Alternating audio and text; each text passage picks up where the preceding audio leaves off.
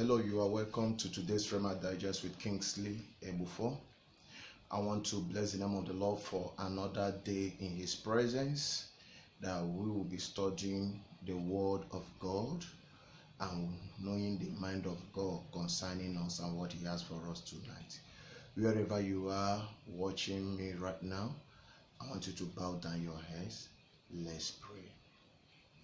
Father, in the name of Jesus, anoint our ears to hear your word and anoint our heart to receive your word. For the entrance of your word giveth light and understanding to the simple.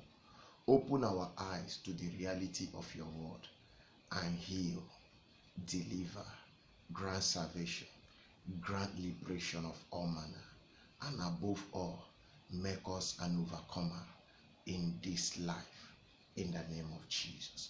Blessed be your name, our God and our Father, for this is a confidence we have in you, that whenever we pray according to your will, you hear it us. In Jesus' name, amen. Hallelujah, amen.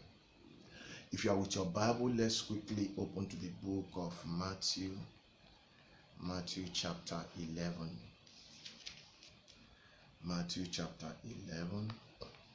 And this night, by the mercies of God, we shall be dissecting some things that is applicable in day-to-day life, not scriptural, things that are already written in the scripture, but they are happening to us in our day-to-day life. So we shall be dissecting them, knowing if we are the first person to experience such.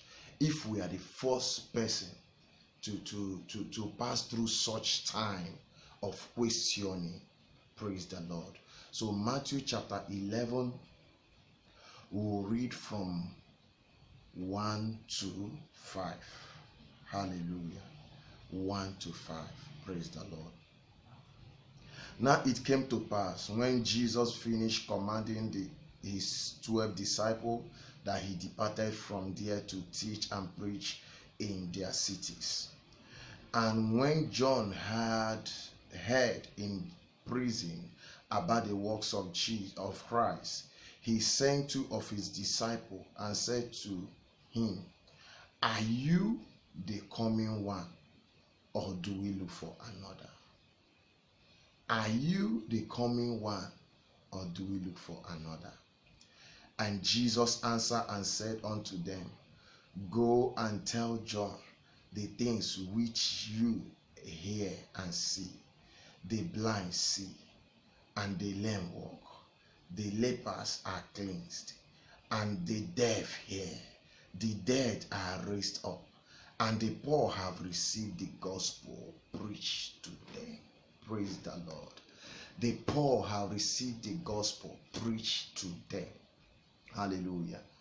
This night, I would like to teach on a topic that I captioned. Are you the one, or do we expect another? Are you the one, or do we expect another? In our day-to-day life, in our day-to-day activity, in our day-to-day journey, we'll meet some opposition, some confrontation, some question of life that doubt our authenticity, our genuinity, our calling. Right now, I'm not talking about religious. I'm talking in a secular world.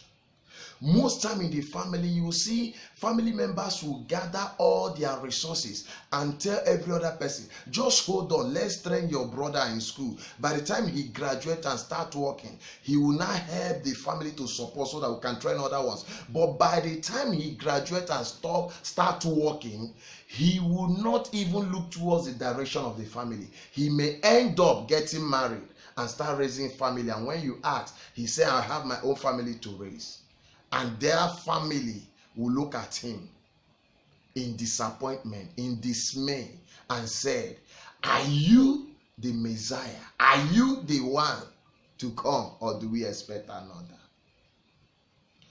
Here in the Bible, John was the forerunner of Jesus Christ. So when you talk about the heavenly council, John used to be there before he came to the earth, before he was born by Elizabeth. John used to be there. John knows the methodologies of heaven. John knows the hierarchy. John knows about the Messiah to come. The Jews don't even know that a Messiah will come immediately, but they have heard prophecies concerning the coming of the Messiah. They have heard prophecy concerning the solution that will come in the person of Christ, but they don't know how and when it will come. That was why they mistook John to be Christ. They said to John, there was a time they strived, the elders, the council, the Pharisees, they sent some delegate to come and question John. They asked him, are you the Messiah? He said, no, I am not. Are you the prophet? He said, no, I am not. Are you Elias, which is Isaiah? He said, no, I'm Elijah. He said, no, I am not. He said, are you Isaiah? He said, no, I am not. They say, then who are you? He said, I am the voice of one crying in the wilderness. He's the forerunner to announce the coming of Jesus Christ.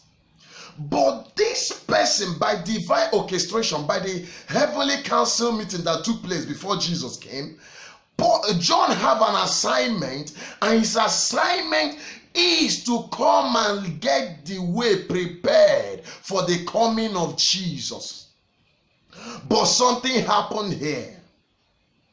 In his greater dismay, in his mind, because I have said a lot about Jesus, because I have even baptized him, because I have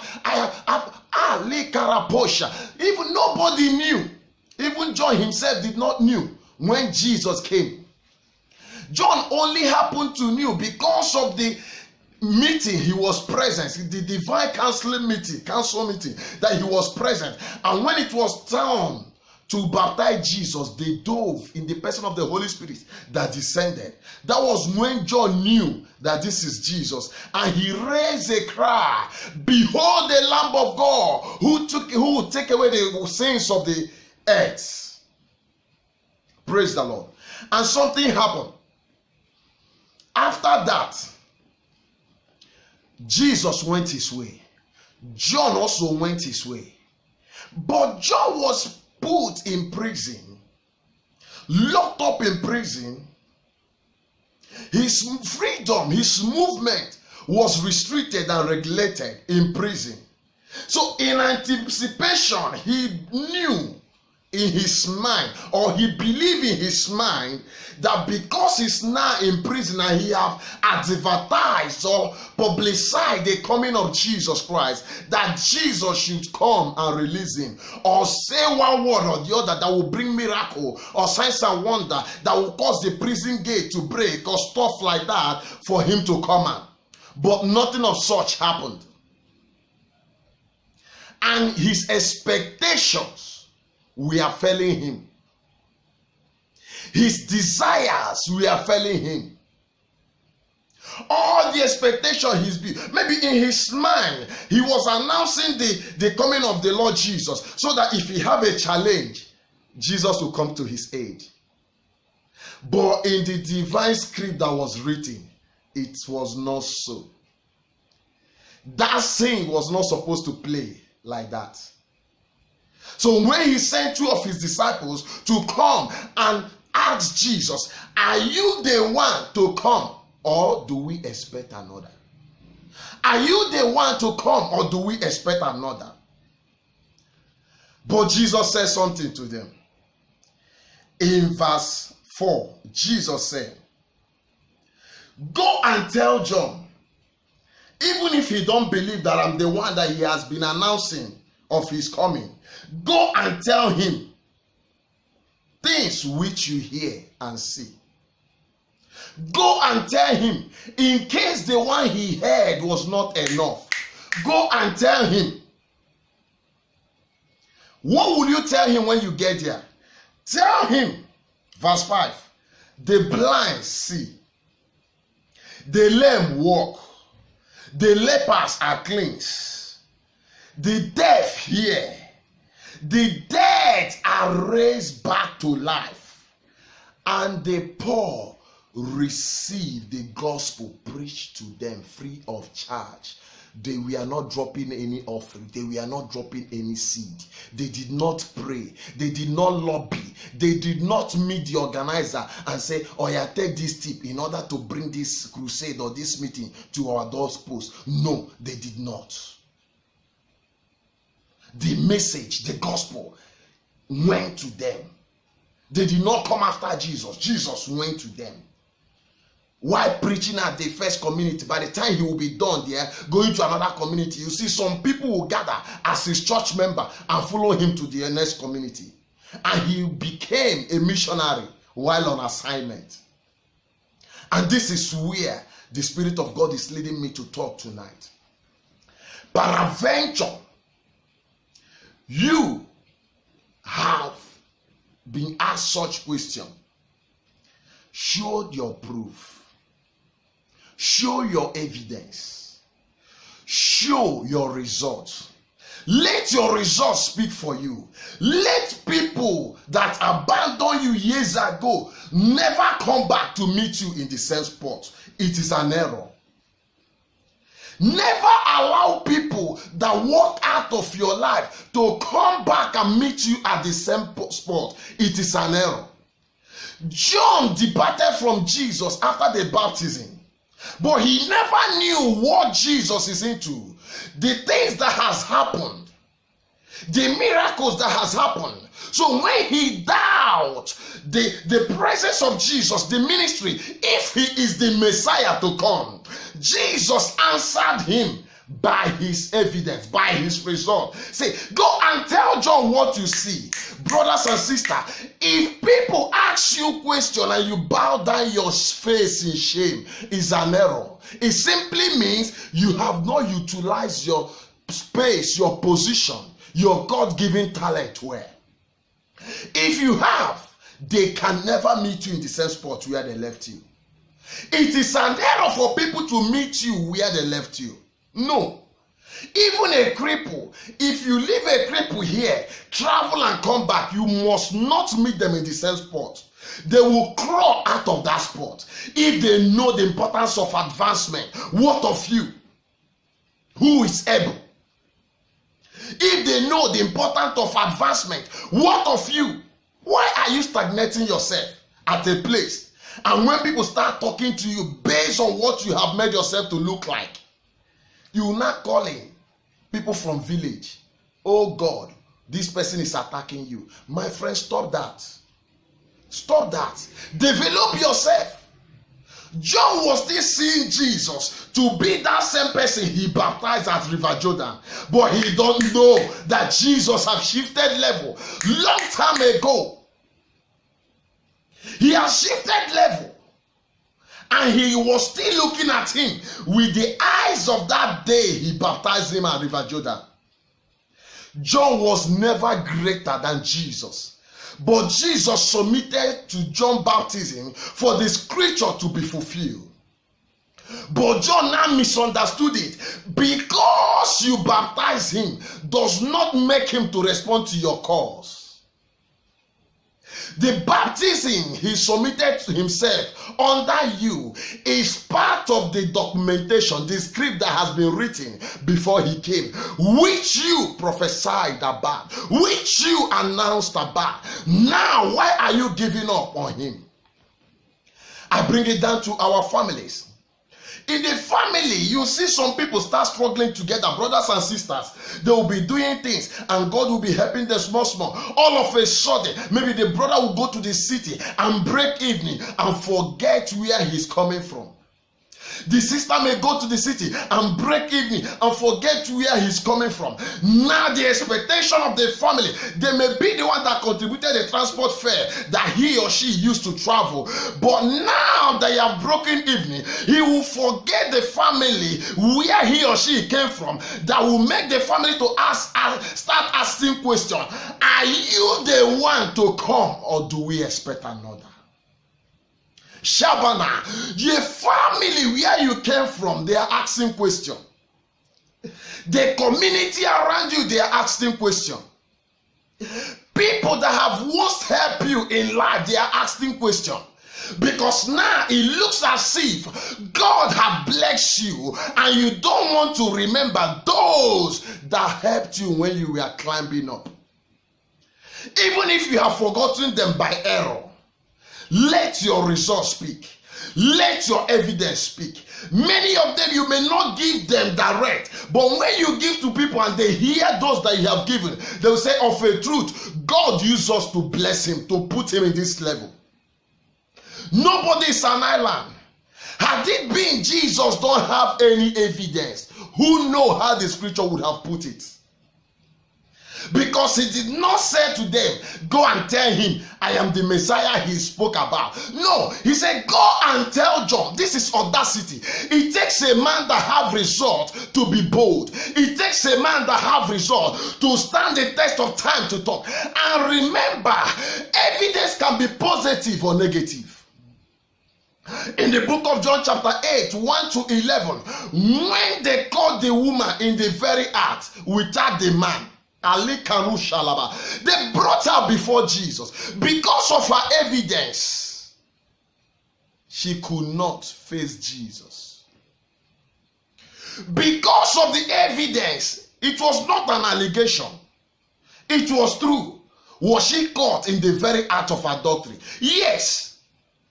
But when you look at it, humanly possible, you will see that there is a conspiracy somewhere. Because a person cannot commit adultery. Where is the man? There is a setup. They want to try Jesus. But this woman evidence make it look more accurate that they think they have nailed him to the cross before his time. What am I here to say this evening? I want to let you know that in this life, there are expectations on every one of us. There are expectations on every one of us. Don't disappoint your waiting word. If John was not on assignment, Jesus would have done something. But the script that was written concerning John, there is a clause there that he will be in prison and he will ask questions and Jesus will not respond, but he will only give response with his result, the evidences on ground. Nothing stopped Jesus saying a word that will cause the prison to break, or there will be emergency prison break or something like that for John to get out. Nothing stopped Jesus from doing that. If he can stay in Jerusalem and speak and it came to pass in Capernaum, he can do it. But for the scripture to be fulfilled, he did not. So in our time, brothers and sisters, beloved of God, hear me as I hear the Lord. Expectations are on you, and don't disappoint your waiting word. The Bible says in the book of 2 Corinthians chapter 10 verse 4, it said, for the weapon of our warfare is not carnal. They are mighty through God, not for praying and fasting, not for speaking in tongues, but for the pulling down of stronghold. So whenever you are asking God for a weapon, also remember, weapon doesn't come in vain. Weapon come for a pulling down purposes. If you don't have any pulling down purposes, don't ask for weapon. If you don't have any pulling down purposes agenda in the kingdom of darkness and to liberate man from the power of darkness, don't ask for weapon. Are you the one to come, or do we expect another? Many families today are crying, they are gnashing their teeth. Why? They spend all their livelihood training one person in school, so that by the time the person is established, the person will help to train his siblings. But the person have graduated from school today and forgot every member of the family. And you see the father or the mother, they will be gnashing their teeth, saying, had I know, if I know that this my son will later turn this way, I wouldn't have sent him in school. Some mothers are selling firewood and charcoal. Some fathers are crushing rock, crushing granite, stones to train their children in school. Just for this singular purpose, so that that child will be a graduate tomorrow, get a good job, establish, and also assist in training his siblings. And by the time you fail them, they will raise a cry. Are you the one to come, or do we expect another? This is a pertinent question. A question that touches the heart. A question that comes from the heart full of disappointment. Are you the one to come, or do we expect another? Today, in the body of Christ, you will see a brother who openly engage in a business transaction with another brother, believing that since it's from the household of faith, there will no trace of cheating, will not experience scamming or fraud-like stuff. But before you know, the person that originated the business and even put greater percentage of the capital that they use in starting the business, the person that he now say, okay, come and be the arrowhead, be the foreman, be the face man that people will see in this business, you will now discover that that person that he brings in to assist, to make him establish in his own way by giving him something so that he will be busy, he will not be a nuisance in the kingdom, that person will sell him out, that person will sell her out in order to take over the business on his own. And you will see such person will cry in disappointment. Are you the one to come, or do we expect another? Are you the one that I saw speaking in tongues, praying and crying, God, when will my help come?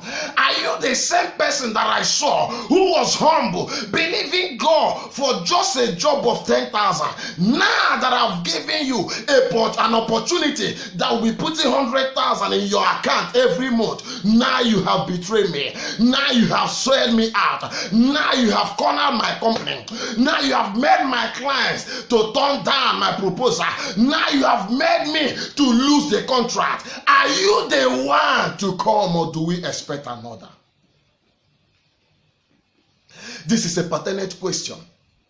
This is a question that touches the heart. This is a question that makes the heart bleed. It comes from a bleeding heart. It cannot come from a normal heart. It comes from a heart full of disappointment. When people have put so much expectation on you and try against all odds to build you and to push you up, and even try to sustain you while you are up, now you have betrayed them. Some of the young ministers, even in the ministerial forums, you will see them, the fathers in the Lord will give them platform, but they will still be the one to sell the fathers in the Lord out to another father who is in confrontation with their father. And tomorrow the fathers in the Lord will fold his hand like this and say, wow, I regretted the day I choose to assist this guy. I regretted the day I choose to allow this guy preach on my platform. I regretted the day I sent this guy to go and represent me on that meeting. And they will shout in disappointment, are you the one to come, or do we expect another? You will see in a working organization, you see somebody who you think is not doing anything, let me help him. And a small position will come up because you've been in that company. You will just bring the person into the company. Maybe you talk to the HR, talk to the people that matter, the manager. Please, I have a brother, I have a this or a relative. I would like you to please give him this job, this, that.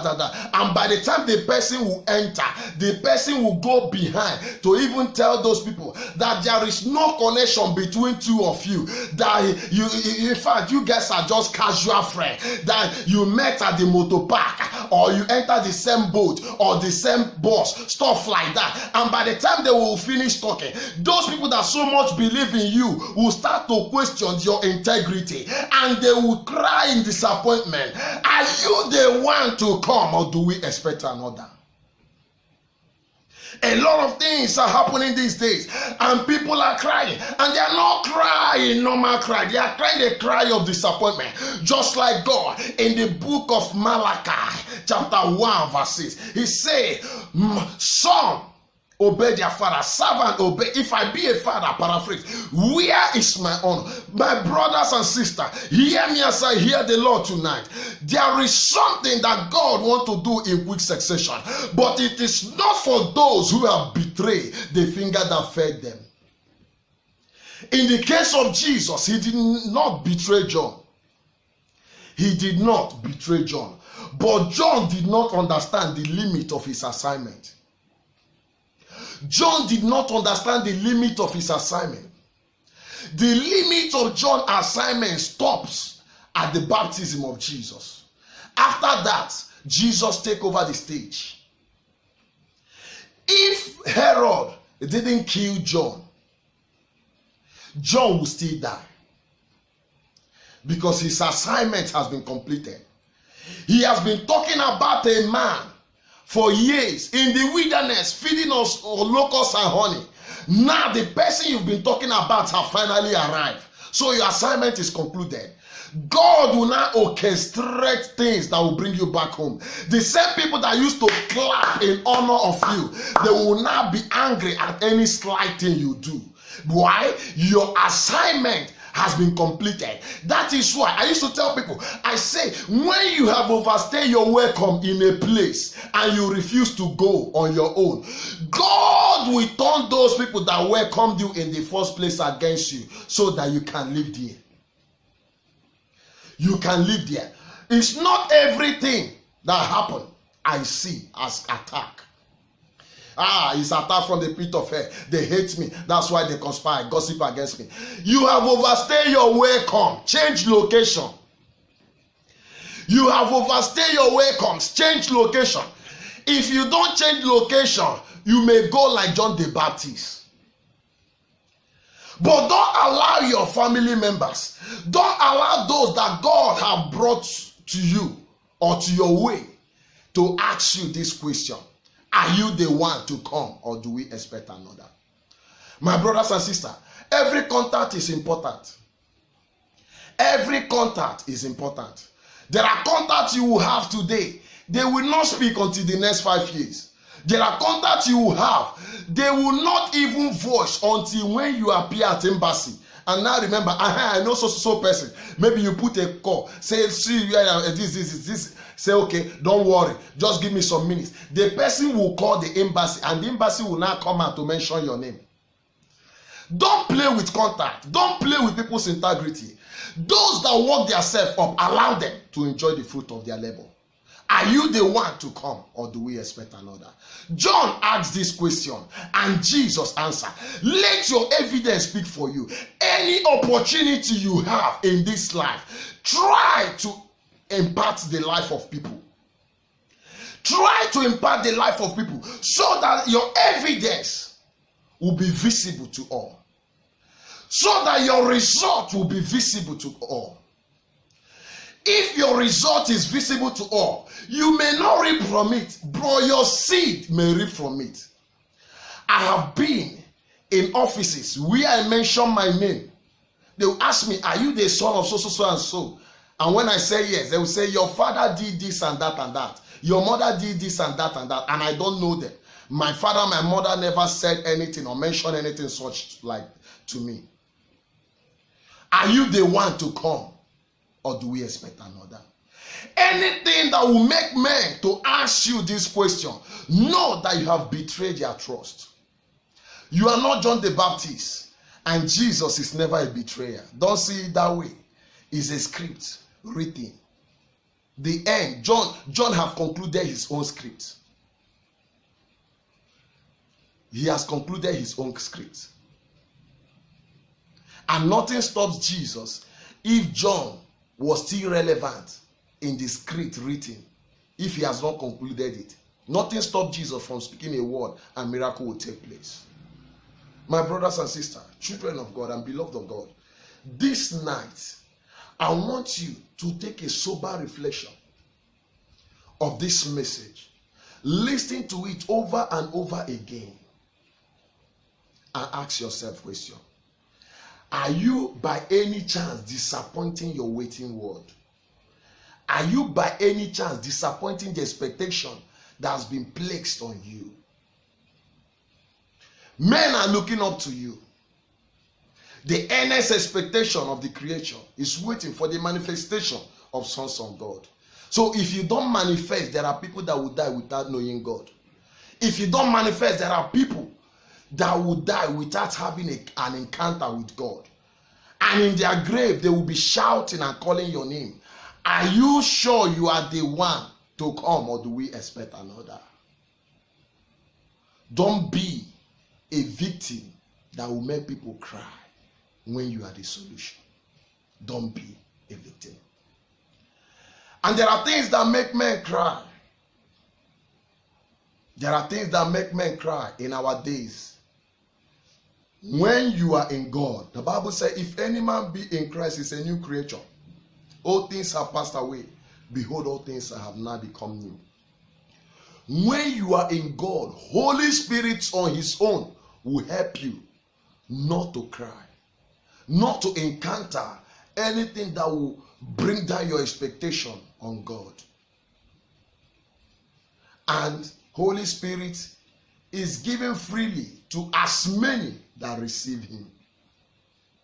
Is given freely, not to all, but to as many that receive him, according to the book of John 1 verse 12.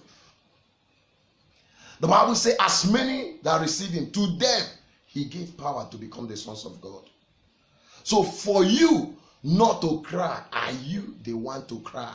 Come, or do we expect another? You need to let Jesus into your life. You need to accept Jesus. You need to surrender your life to Jesus. Make Jesus the Lord and Savior of your life. And every other things will move in sequential orders. Hallelujah. So wherever you are this night, listening to me, watching, hearing my voice, I would like you to take this decision. Even if you have been a Christian before, but all of a sudden things didn't work the way you expected and you drop. This is time for you to rededicate your life. And you have not been a Christian. You want Jesus to come into your life. It is time for you to welcome him. Remember, in this channel, we say, you don't have a life to give to God. God is the one that have life to give you. And the Bible says in the book of Revelation 3:20, it says, I stand at the door of your heart and knock. He is still knocking. Can you open? Can you open? Open. Let altar speak to altar, so that he can nullify every negative altar speaking in your life and raise a divine altar that will be speaking for you from this moment henceforth. Bow down your heads and close your eyes. Place your right hand on your chest and repeat this word of prayer after me. Say after me, Lord Jesus, I come to you tonight. I am a sinner. Forgive me my sin. Have mercy on me. Jesus, I confess you. I am tired of my sinful life. Today I come to you. Cleanse me from every unrighteousness. Have mercy on me. Wash me, Lord. Set me free and make me whole again. Thank you, Father, in the name of Jesus. Amen. Hold on, let me pray for you. Father, in the name of Jesus, the Bible said that there is none that will come to you and likewise cast away. Behold, as many who have made up their mind to receive you into their life, Lord, I pray that you go in, sup with them. Lord, help them. Establish a new beginning in their life. Cause new things to start to happen in their life. And let the seed of Christianity be placed on their forehead. Let grace be multiplied unto them. Grace to live for you, grace to serve you, and grace to follow you. In the name of Jesus. From today, I remove their name from the book of life, the death, and I move it into the book of life. Thank you, eternal King of glory, for it is done. In Jesus' name, amen. Hallelujah. As many who have made that prayer, please, please, please, please, look for a Bible-believing church around you and start worshiping. The Bible said, not forsaking the gathering of the brethren as the manner of some is. Don't be among those some that have that manner. Please, look for a church around you and start worshiping. Praise the Lord. Hallelujah. Let's pray as we round up on this night broadcast. Close your eyes wherever you are. Father, in the name of Jesus, everlasting King of glory, I want to thank you for my viewers tonight. Those watching now and those that will watch later. Lord, I pray this moment that your healing hands will reach forth to them. Those who are at the confused junction, crying now, asking if this person that have disappointed them is the Messiah. If this one they have invested so much on and the person is slowly looking up to the expectation, if they made mistake in doing it, Lord, console such people. Wherever they are, console them right now. In the name of Jesus. I speak peace to every troubled heart. I speak peace to every troubled heart.